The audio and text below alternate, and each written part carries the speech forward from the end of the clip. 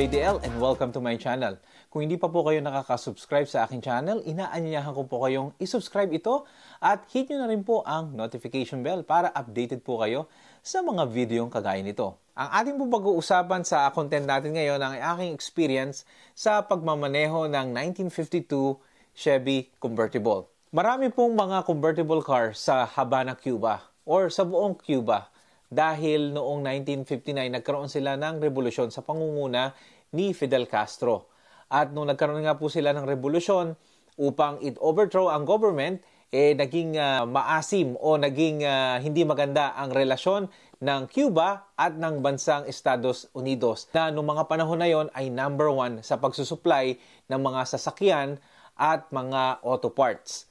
Dahil magkaiba sila ng ideolohiya, natigil ang mga pag-i-import at pagbibili ng mga Cuban ng mga parts ng sasakyan, kaya yun na lamang ang natira sa kanila. And anyway, it's a part of the history. Ngayon naman, ang mga convertible at mga vintage car na ito ay isa ng multi-million dollars industry sa Cuba, kung saan ginagamit nila ang mga sasakyan ito para sa mga turista. At yun na nga po ang aming naranasan. Ito nga po ang aking pagmamaneho ng 1952 convertible purple Chevy. Okay? Clutch. Oh. Camera? You know? Si Kuya JD alam nagmamaneho ng aming... No sé, Gaby, no sé si los clientes van a almorzar aquí. No sé. Nagmamaneho na aming kotse. Malakas ang loob ng aming guide, ha? Pinagmamaneho niya si Kuya JD. Okay. Relax. Oh, sorry. It's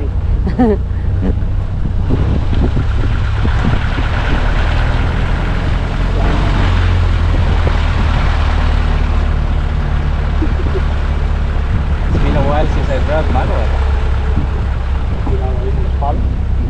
Automatic, Canada automatic kotse.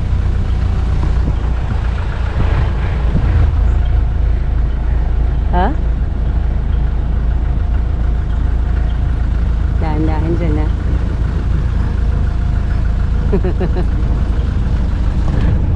Okay.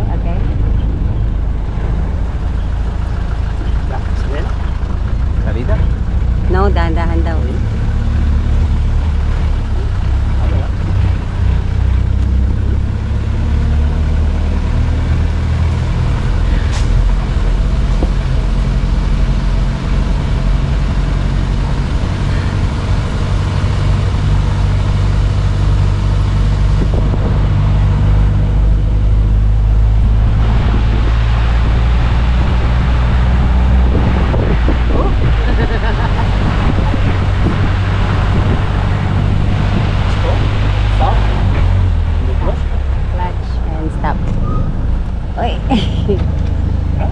Okay. Thank you. Okay. Good. Okay. Kamusta? Magaang yung manubela. Good. Good. Dito na lang daw.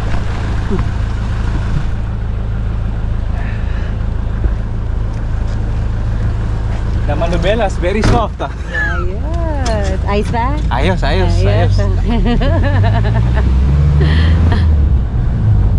At marami pong salamat sa pagsama sa akin, mga abe.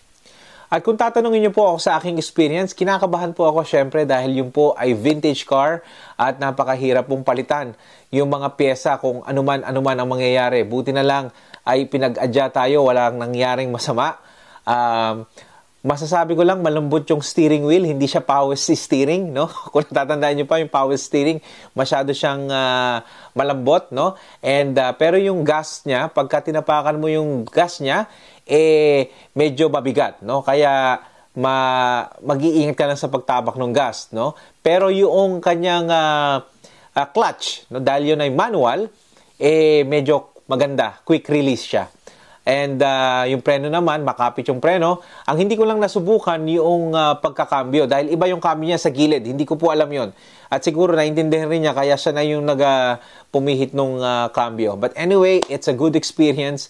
Hindi ko nakala sa buhay ko na ako po ay makakapagmaneho ng vintage car na ganon. At siya po yung nagsabi, no? Tinanong niya kami mag-asawa kung gusto ko manehohin. And syempre, yun na yung pagkakataon. Marunong naman tayo sa manual. Dinrive ko na. Alright? And nagpapasalamat nga po pala ako sa sponsor ng videong ito na walang iba kundi si Dr. Love.